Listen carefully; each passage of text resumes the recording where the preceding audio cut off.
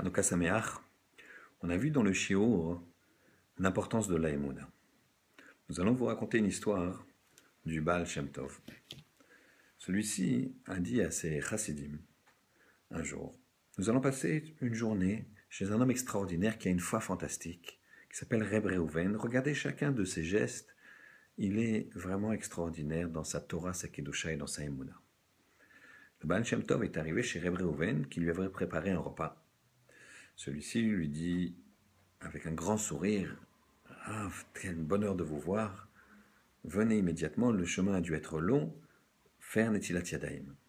Alors qu'il s'apprêtait à faire Netilat Yadayim, un policier rentre dans la maison, sans frapper, brusquement, prend sa matraque, frappe 3 coups sur la table et s'en va. Le Baal Shem Tov demande à Reb Reuven: qu'est-ce qui se passe? Qu'est-ce que ça veut dire? Il dit: non, vous inquiétez pas, dit Reb Reuven avec un grand sourire. Ça, c'est pour me dire que je suis convoqué chez le maire à 3 heures et que je dois apporter l'argent que tous les juifs me donnent pour les impôts que je dois donner au maire de la ville. Ah, et donc vous voulez pas lui donner cet argent et ensuite revenir? Non, il a dit 3 heures, tout va bien. Bon, je vois d'après votre sérénité que vous avez l'argent requis. Ah, pas du tout. Ce mois-ci, ça a été un mois difficile, un hiver rude, et je n'ai absolument rien, pas d'argent que mes frères juifs m'ont amené en guise d'impôt. Et j'arrive les mains vides. C'est moi le responsable, et s'il n'y a pas d'argent, il prend ma famille et moi-même et m'enferme en prison. Mais il n'y a pas de problème, Akadosh Baruch Hu va m'envoyer cet argent. Le Baal Shem Tov est très très étonné. Mettez-vous à table, je vous en prie, faites Netilat Yadayim. Ils font Netilat Yadayim, ils commencent le repas, ils chantent, ils font des divrei Torah. Et alors qu'ils s'apprêtaient à faire le Birkat Hamazon, le policier revient et frappe 3 fois sur la table et s'en va. Cette fois-ci, le Baal Shem Tov lui dit: qu'est-ce qui se passe?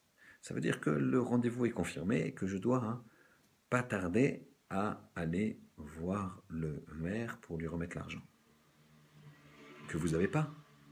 Mais si, je vais l'avoir, ne vous en faites pas. Ce que je vous demande, restez bien ici au chaud dans la maison.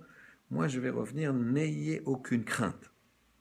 Le Baal Shem Tov est incroyablement stupéfait par la émouna de cet homme. C'est Talmidim aussi. Reb Reuven prend la route et marche en direction de la maison du maire. Un carrosse s'arrête au niveau du Reb Reuven et une discussion s'entame avec un homme. Au bout de quelques instants, cet homme remet une enveloppe à Reb Reuven. Reb Reuven disparaît à l'horizon. Le Baal Shem Tov est quelque peu inquiet, fait Tehilim, continue à étudier la Torah.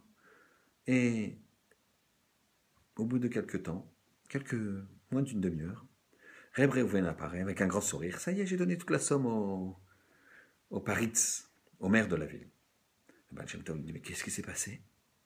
Il dit: quand j'étais en chemin, à peine sorti de la maison, il y a quelqu'un qui est venu me demander de m'acheter mes tonneaux de vin. Je fabrique du vin et j'ai quelques tonneaux de vin. Alors je lui dis un prix assez important parce que c'est du très bon vin, qui correspondait d'ailleurs ce prix à ce que je devais amener au Paritz, et il a accepté. Voilà. J'ai pas de... Vous voyez, Rav, il n'y avait pas de problème. Hachem, il envoie toujours. Le Baal Shem Tov était stupéfait d'une telle émouna. Qu'Hachem vous envoie et vous renvoie de la bracha pour vous et toute votre génération, lui dit le Baal Shem Tov. Il s'est retourné vers ses élèves et il leur a dit: regardez cet homme-là, comment il a toujours confiance en Akadosh Baruch Hu. Prenez exemple. Chanukah Sameach.